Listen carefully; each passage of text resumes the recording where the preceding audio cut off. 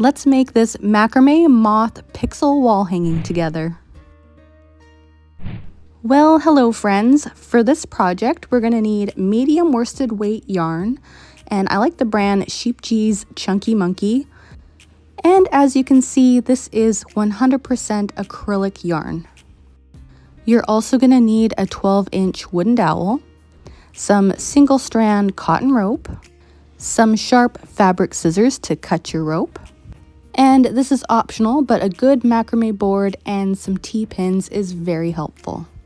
I will do my best to add links for everything that I use in the description box. Oh, and a highlighter is also very handy for the grid pattern. Speaking of which, you can take a screenshot of it now. Alrighty, let's get started. First, we're going to attach all 22 strands of our single strand cotton rope onto our 12-inch wooden dowel. To attach it onto your wooden dowel, you're going to fold your cord in half to find the center. And then with that center loop, you're going to place it behind your wooden dowel and then thread your tail ends through the loop. Pull it through and cinch up the slack. That is how you tie a lark's head knot. Now, once you have all 22 cords on, fold it in half. That equals a total of 44 strands. And the reason why you want 44 strands is because all the way across our grid pattern is 44 squares. Each square represents a vertical double half-hitch knot in that corresponding color. And we're going to start all the way at the top left corner and work our way all the way across towards the top right corner. And as you can see, for our first row, it's just solid green. So grab your green yarn and pull off a very long strand and cut it off. Now the length of your green yarn doesn't really matter, and I'll tell you why in just a bit. For now, I'm going to show you how to tie your first vertical double half-hitch knot right on the very first strand of rope.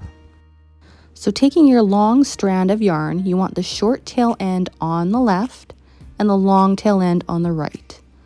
Make a loop on your right with the long strand, wrap it around and through the loop. And as you can see, this isn't quite a knot yet. All we did was loop it around our white strand of cotton rope. So to turn this into a knot, we're going to repeat the same thing. So make a loop on your right, wrap your long tail end around and through that loop.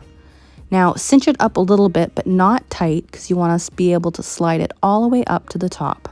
Then you can go ahead and make your adjustments. Now the rest of the knots are going to look a little different. So take your green strand of yarn and place it underneath the next strand of white cord.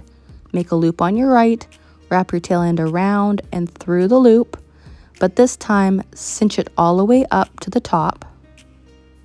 Then go ahead and repeat one more time. So make a loop on your right, wrap it around and through the loop, and then cinch it all the way up to the top. Slide over your next set of 2 cords. Make sure your lark's head knot is tight. Place your green strand of yarn underneath the 3rd strand of white cord, and then repeat. So make a loop on your right, wrap it around and through the loop, and repeat. And that is how you tie vertical double half-hitch knots. So I'm going to go ahead and do this entire row, and I'll meet you at the end.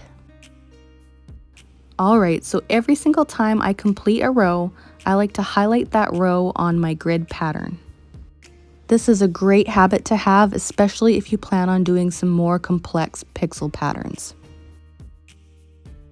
So taking a look at our pattern again, we worked all the way across to the right. Next we have to work back in the opposite direction. And as you can see, it stays green until we switch colors right in the middle. So for your second row, there's a couple things I have to show you. So first, to work back in the opposite direction, you want to grab the same strand of green yarn, pull it underneath your last strand of cotton rope, and this time you want to make a loop on your left, wrap your tail end around and through the loop, and repeat one more time. So essentially, it's the exact same thing we did for our very first row, only we're going in reverse. And I'm not gonna lie, if you're new to pixel macrame, this does take a little bit to get used to. But always remember that the direction that you're going is the same direction that your loop is going to be on.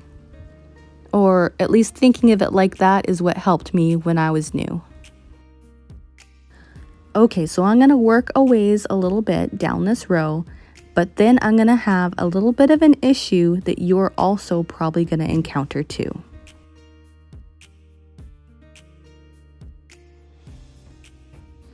And here we have it. I ran out of length of my green yarn. Now to fix this problem, we're going to put our tail end towards the back, and we're going to attach a new piece just like we did at the start, only we're going in reverse this time.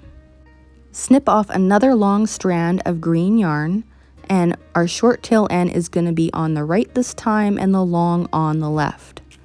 This is because we're working in a reverse row, so you want to make sure that anytime you have to attach a new piece, it is angled in the proper direction. I always get asked how long the working cords are, and it really doesn't matter. It's whatever you're comfortable working with. Personally, I like to use my arm span, which is roughly around 60 inches. But again, we're always going to run out of length and have to attach a new piece. So really, it's whatever you're most comfortable working with. Okay, so once you've attached your new piece, you want to take the tail ends and just tuck them behind your work. We will deal with the tail ends at the end of this project.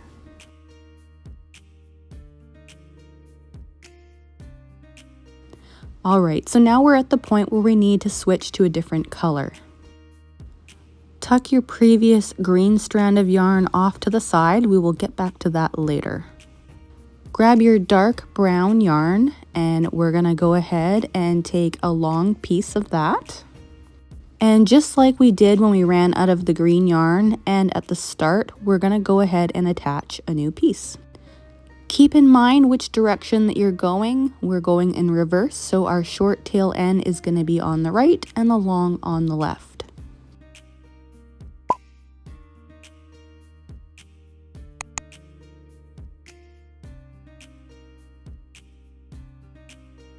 Once attached, slide your knot all the way up to the top and adjust.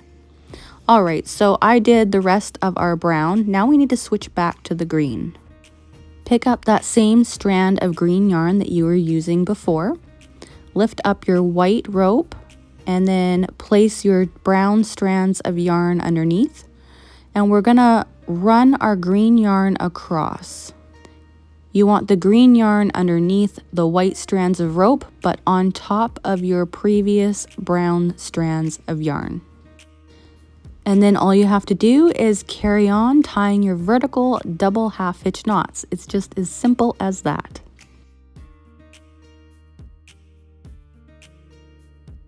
All right, moving along to our third row, we're going to take the same green strand of yarn and we're going to work our way from left to right. And we're going to continue this pattern zigzagging all the way down the grid.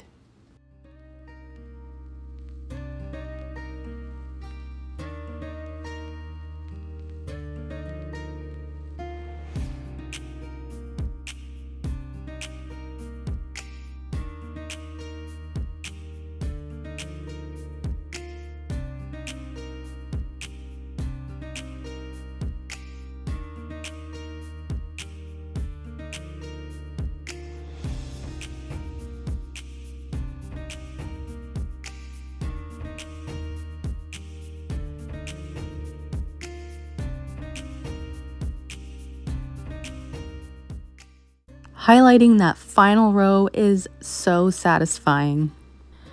But we're not finished yet. We're going to unpin it from our board, flip it over, and we're going to have to deal with the mess on the back.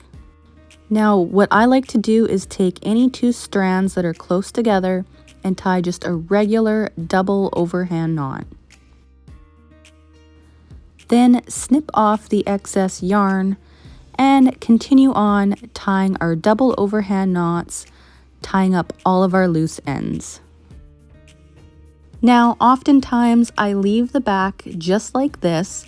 However, if you want to professionally finish off the back of your wall hanging, you can always add a backing and a signature. If you want to know how that's done, click on the video on the screen now, and I'll see you over there.